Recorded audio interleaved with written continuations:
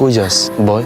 কালকে রাতে তোর সাথে আমি যে বিহেভিয়ারটা করছি এটা আমার একদমই উচিত হয়নি। আমি এটার জন্য খুব গিল্টি ফিল করতেছি। হাসি খুশি থাকা একটা মানুষ যখন একদম চুপ হয়ে যায় না, তখন তার কাছের মানুষের জন্য এটা অনেক কষ্টদায়ক। তোর যে আমার প্রতি এত কেয়ার, এত ফিলিংস, এটা আমি কোনোদিন বোঝার চেষ্টাই করিনি। আর তোর প্রতি আমার ভাবনাটা আমি সবসময় ব্লক করে রাখতাম। চিন্তা করতাম কিছু একটা করতে গেলে যদি আমাদের ফ্রেন্ডশিপটা নষ্ট হয়ে যায়। ফ্রেন্ডশিপটাকে প্রাধান্য দিতে গিয়ে তোকে সবসময় আমি ইগনোর করছি। প্লিজ তুই আমার কোনো রাগ রাখিস না, প্লিজ। সরি। এত টেক্সট আসতেছে, দেখ তোর কে টেক্সট করছে।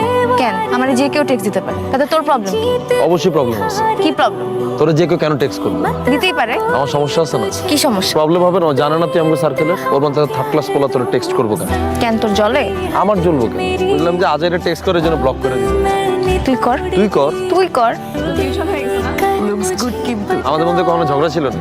ওরে বাবা, যেটা হওয়ার এটা আরো আগেই হওয়ার কথা ছিল, শুধু শুধু মাঝখান দিয়ে সময় নষ্ট করছে। যাক, ফাইনালি আমাদের ট্রিপটা একটা গুড ভাইবটা শেষ হয়েছে, এইটা হচ্ছে বড় কথা।